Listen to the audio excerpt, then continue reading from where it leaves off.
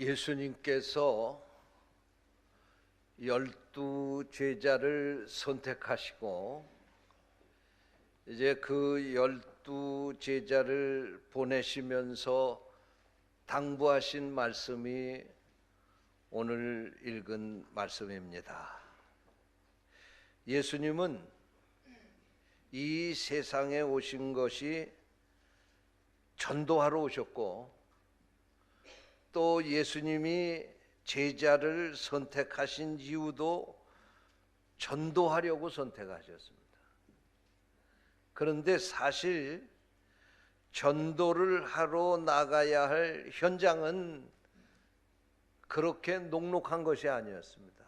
그래서 오늘 읽은 본문 말씀에서 다 읽지 않았습니다만은 더 내려가서 16절 말씀에 보면 예수님께서 제자들을 전도하러 내보내면서 하시는 말씀이 양을 이리 가운데 보내는 것과 같다 그랬습니다. 세상의 사람들을 이리로, 세상 사람들이 이리기 때문에 이리가 아니라 영적으로 그렇게 말씀하는 겁니다. 그리고 예수님이 파송하는 전도하러 내보내는 제자들은 양으로 그렇게 비유해서 말씀을 하시면서 양이 이리 가운데 간다고 하는 게 죽음을 각오하고 가는 거 아니겠습니까? 전도하러 내보내는 예수님의 심정이 내가 너희들을 세상에 보내는 것이 양을 이리 가운데 보내는 것과 같다, 그렇게 말씀하셨습니다. 이 말씀은 현장이 그런 것도 그렇지만 전도가 이렇게 쉽지 않다고 하는 것을 말씀하고 있는 겁니다. 저는 오늘 이 시간 우리가 해외 선교주일로 지키면서 전도에 대해서 좀 한번 생각해 보려고 오늘 말씀을 준비했습니다. 사실 우리가 전도, 선교 그런 이야기를 하잖아요. 그런데 전도도 선교도 다 똑같은 목적인데 그게 뭐냐면 복음을 전해서 죽어가는 영혼을 구원하는 것입니다.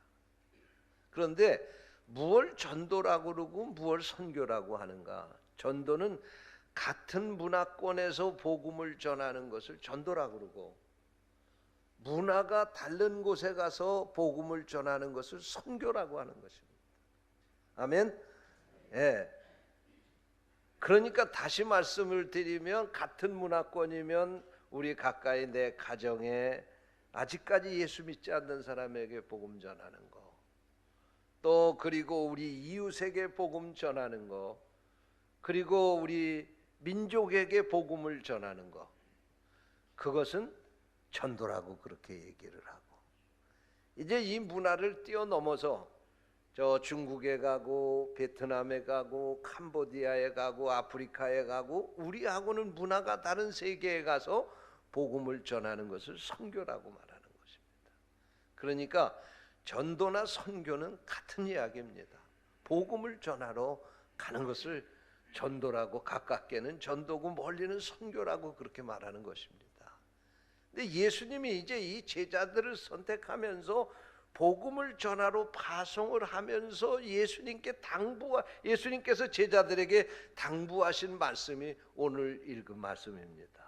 저는 오늘 이 말씀을 가지고 예수님이 제자들을 전도하러 보내면서 무엇을 당부하셨는가?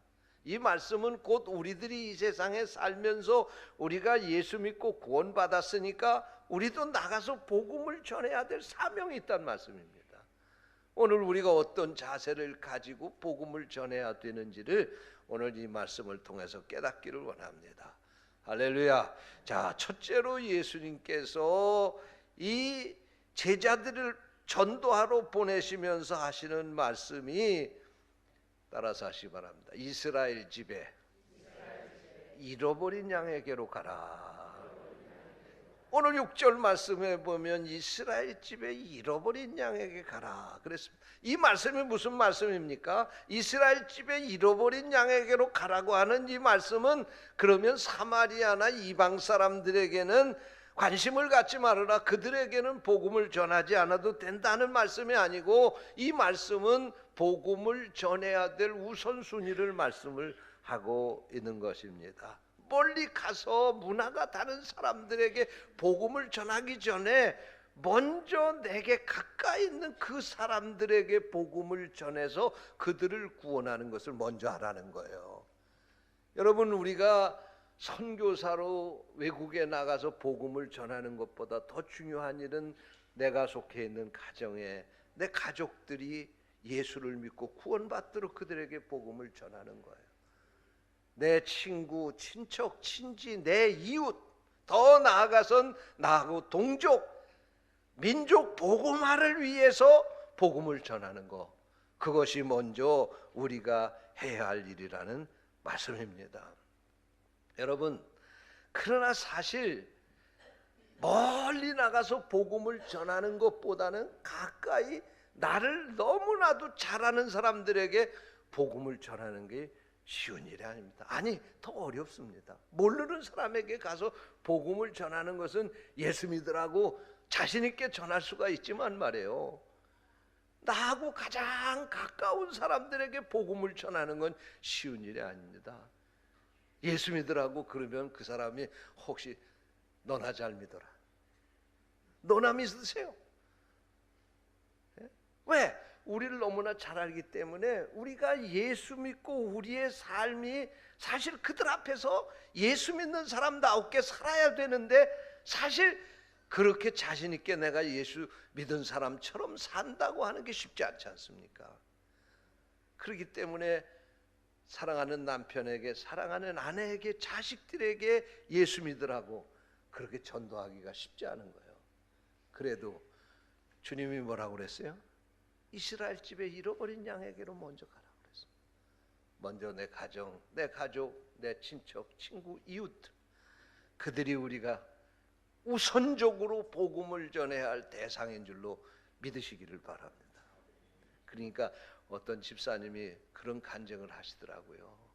남편에게 예수 믿으라고 교회 가자고 그 얘기가 얼마나 힘들지 모르대요. 그래서 남편한테 그 얘기는 못하고 매일 밥을 푸면서 밥주걱으로 밥그릇에, 남편 밥그릇에다가 매일 십자가를 끄면서 주여, 이 밥 먹는 우리 남편 예수 믿게 해달라고 그렇게 십자가를 그으면서 기도했다고 그러더라고요. 남편 예수 믿게 만들기 위해서 남편이 등이 가렵다고 그러면 그 등을 긁어주면서 거기다 십자가를 그으면서 주여, 이 남편 예수 믿게 해달라고 그리고 기도를 했다고 그러더라고요.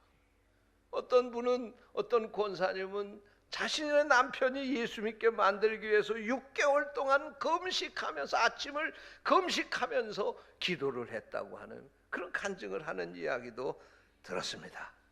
제가 오래전에 저 충북 영동에 가가지고 집회를, 영동에 그 봉연교회라고 하는 교회 가서 집회를 하는데 말이에요, 집회 저녁 시간에 집회를 말씀 전하러 들어가는데 현관에 들어가서 신발을 벗어 신발장에다 넣는데 먼저 오신 어떤 여자 집사님 한 분이, 노인 할머니 한 분이 말이에요, 신문지에다 뭘 싸가고 와서 뭐 부시럭부시럭 하더니 그 신문지에서 꺼내내는데 보니까 구두를 하나, 남자 구두를 하나 꺼내서 집어넣었다. 그래서 제가 물었어요. 아니, 그 구두는 누구 구두입니까? 그랬더니 아이고, 강사 목사님 죄송합니다. 우리 남편이 예수를 믿지 않는데 내가 우리 남편 신발부터 먼저 갖고 왔습니다. 우리 남편 예수 믿고 이 기 신발 신고 교회 나오게 해달라고 내가 남편 신발 들고 왔습니다. 그러더라고요. 근데 그 믿음대로 되더라고요. 마지막 날 저녁에 그 남편이 나왔습니다. 할렐루야. 예? 여러분, 우리가 멀리 가서 복음 전하는 일도 귀한 일이지만 내 가족의, 내 식구들이 예수 믿고 구원받는 일, 무엇보다도 중요한 일입니다. 오늘 우리에게 주님이 말씀하십니다. 너가 멀리 나가서 복음 전하는 일도 중요하지만 먼저 해야 될 일이 있는데, 이스라엘 집에 잃어버린 양, 내 가족, 아직까지 잃어버린 양이 있느냐, 그들에게 가서 복음을 전하라고 하는 것입니다. 할렐루야.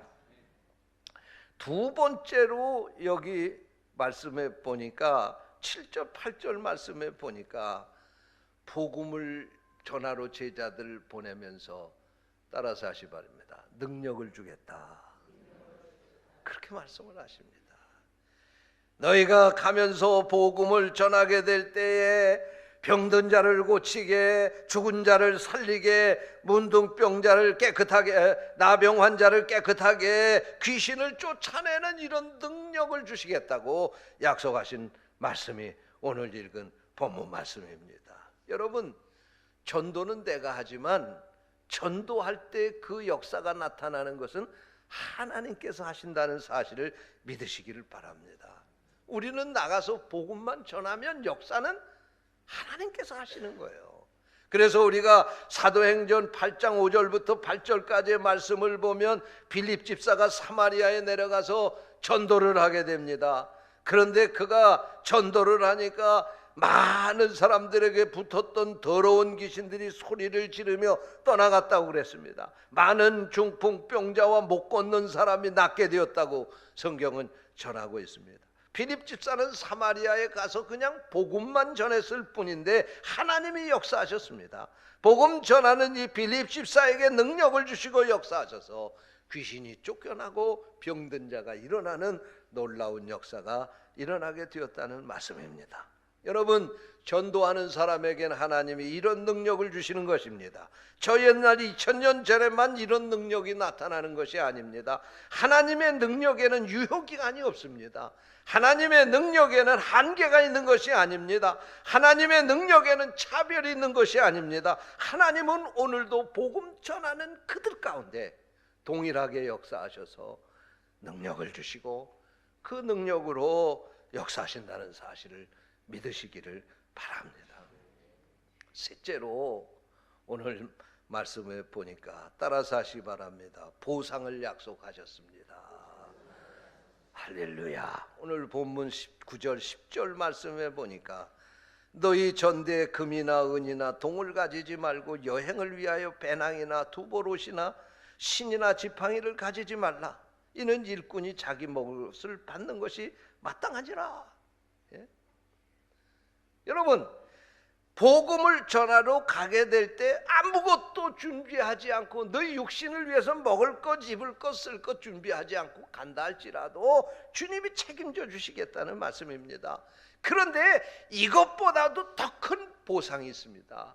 다니엘 12장 3절 말씀에 보니까 많은 사람을 옳은 대로 돌아오게 한 자는 별과 같이 영원토록 빛나리라. 그렇게 약속하셨어요. 할렐루야. 별과 같이 영원토록 빛나리라. 복음을 전하는 자에게 주신 보상의 약속입니다.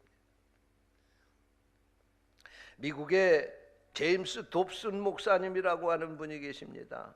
이분은 세계적인 크리스찬 가정 사역자입니다. 이분은 원래 소아과 전문 의사였습니다.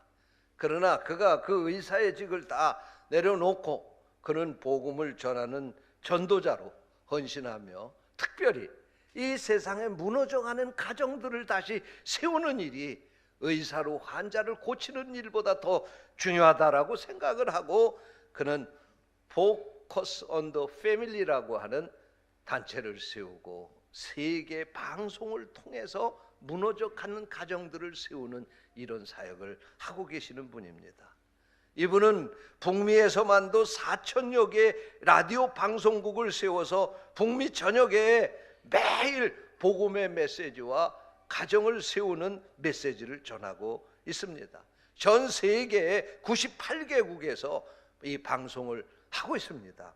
우리나라에서도 Focus on the Family라고 하는 이 방송 프로그램을 극동방송과 기독교 방송에서 매일 방송을 내보내고 있습니다. 그런데 이 제임스 dob슨 목사님이 이와 같은 사역을 하게 된 데에는 그 동기가 있습니다. 이분은 대학 다닐 때에 아주 유명한 테니스 선수였다고 합니다. 그의 목표는 미국에서 테니스의 최정상의 자리에 오르는 것이었다고 합니다. 그런데 바로 대학 시절에 그는 그 꿈을 이루게 되었습니다.